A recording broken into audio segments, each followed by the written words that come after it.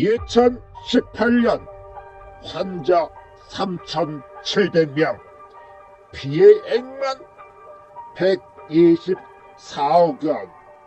그 재가는 망하기 직전까지 대기실이 가득 찼습니다. 숫자는 충격적이죠. 그런데 더 충격적인 건 따로 있었습니다. 그 이후로도 똑같은 일이 반복되고 있다는 거죠.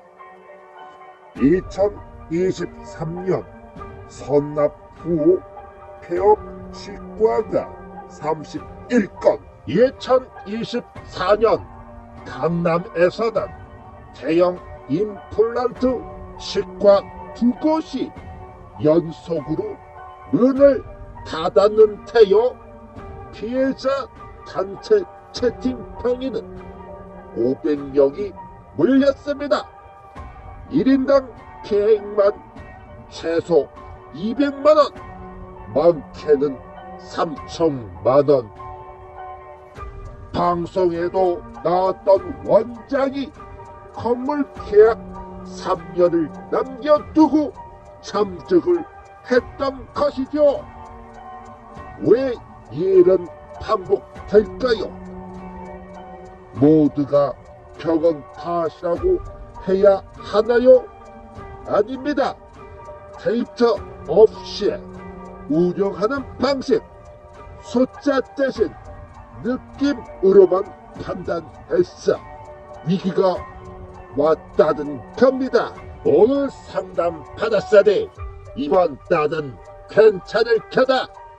이 착각은 감 운영의 핵심입니다. 선납금이 들어오는 순간 그 터는 수입이 아니라 아직 갚지 않은 빚이 되고야 맙니다. 왜냐고요? 치료가 끝나지 않았으니까요. 환자가 500만원 먼저 냈다면 그 치료를 완료를 해야 할 책임이 있습니다. 그런데 이 돈을 운영비로 씁니다. 임대료, 인건비, 재료비, 장부에는 돈이 들어왔는데 실제로는 미완료 치료 책임이 그만큼 쌓인 겁니다. 이것을 전문 용어로 흑자토산이라고 합니다. 겉으로는 바쁜데 내부에서는 무너지고 있는 거죠. 대한의사협회는 2026년 1월 정기 예상에서 이걸 의제로 올렸습니다. 소저가 캠핑 광고가 폭망하고 있고 과잉 진료 피해가 가지가 있어서 유튜브와 지하철 공식 광고를 추진하겠다는 거죠.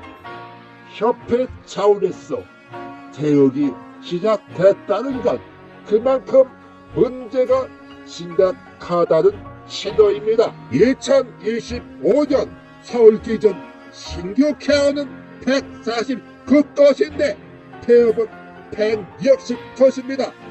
문을 여는 컷보다 닫는 것이 더 많습니다. 2021년에는 신규 193건, 폐업은 170곳으로 신규가 앞섰는데 불과 4년 만에 역전이 됐습니다. 왜 이렇게 되었을까요? 책가의료창집 연구원이 원장 1280명을 조사한 결과 60.4%가 매출이 줄었다고 답했습니다. 반면 운영비는 12.1%, 인건비는 17% 상승을 했죠.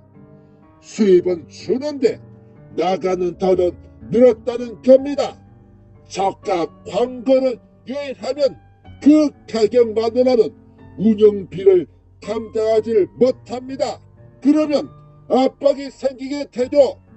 싸게 들어온 환자에게 어떻게 원래 것인가 이것이 상담실이 세일즈 판매차가 된 결정적인 변화입니다. 의사는 짧게 칭찬하고 비용 담당자는 오래 설명합니다. 치료보다 결제가 먼저죠. 치료 설명처럼 들리지만 실제로는 구매 설득이 뒤섞여 있습니다. 치료 안 하면 더 비싸집니다. 오늘 결제하면 할인됩니다. 뼈 이식까지 해야 안전합니다. 평생 보증합니다. 이 말들 중 어느 것이 의료 지원이고 어느 것이 구매 압박인지 환자는 구분하기 어렵습니다. 그리고 구분하기 어렵다는 것 자체가 문제인 것입니다.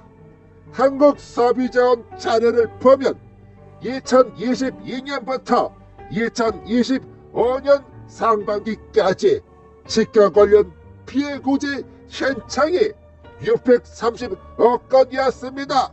그중 진료비 관련 분쟁이 31.6%인 201건, 세부 요약을 보면 진료비 및 위약금 과다 공제가 83.6%였고요.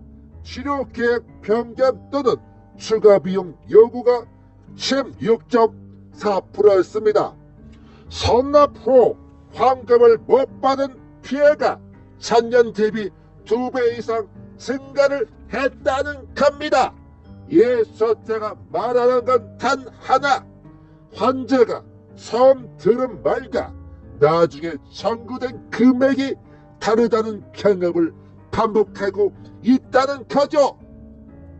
임대료, 인건비, 장비, 할부 계약, 높은 가정비는 매달 나갑니다. 효자가 광고로 들어온 환자는 싸게 하려고 들어온 사람입니다. 건강보험 미적용, 진료 단가 올리기 어렵습니다. 야대의 경영 전문가들은 저가형 개원 후 마케팅 업체를 통해 끌어모은 환자를 책임지지 못해 초기 폐업했을 가능성을 지적했습니다. 이게 핵심입니다. 환자를 모아놓고 책임지지 못하는 구조, 선납금을 수입으로 착각해 미래 써버리고 치료 한 건당 실제 피해를 계산하지도 않았습니다. 그리고 환불 가능성을 장부에 반영하지도 않았죠. 돈이 들어왔다는 사실과 그 돈이 진짜 내 것이 되는 것과는 다른 문제입니다. 획일적으로 보면 미래 갚아야 하는 부채로 분류가 되어야 합니다. 재료를 완료하는 순간 비로소 수입으로 바뀌게 되죠. 현금은 풍부하지만 실제 책임은 계속 쌓이고 있는 것입니다.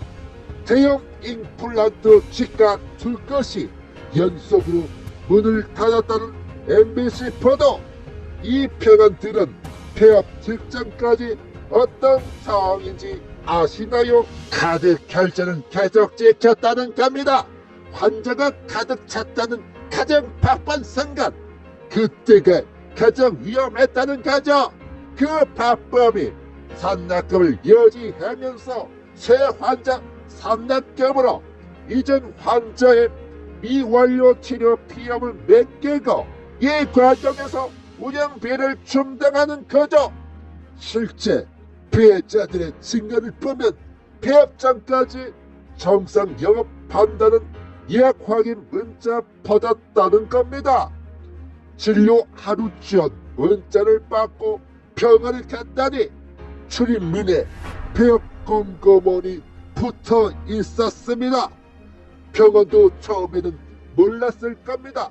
선납금이 수입처럼 보였고 장부에는 얘기 나는 것처럼 찍혔을 테니 말이지요. 그럼 판단 도구는 어떤 일을 했을까요? 선납금과 수입을 분리하고 치료 계획이 바뀔 때마다 기록을 남겼을 겁니다. 치과가 폐업하는 건 갑자기가 아닙니다. 저작가라 들어온 돈을 운영비로 썼을 때 문제가 생기는 거죠. 추가 비용 만들고 선납금을 확보하고 환자 유입이 줄면서 현금이 끊기게 되는 거죠. 이 거리를 끊을 수 없다면 상황은 조금 더 나아지진 않을 것입니다. 2023년 조사에서 시가 원정의 56.5%가 어렵지만 다른 방법이 없어 계속하고 있다는 겁니다. 감으로 운영해서 얻는 게 무엇인가요? 한 번쯤 되돌아보는 시간이 되었기를 바래 봅니다. 도움이 되셨다면 구독, 좋아요, 알림 설정 부탁드립니다. 다음에도 더 유익한 정보로 찾아뵙도록 하겠습니다.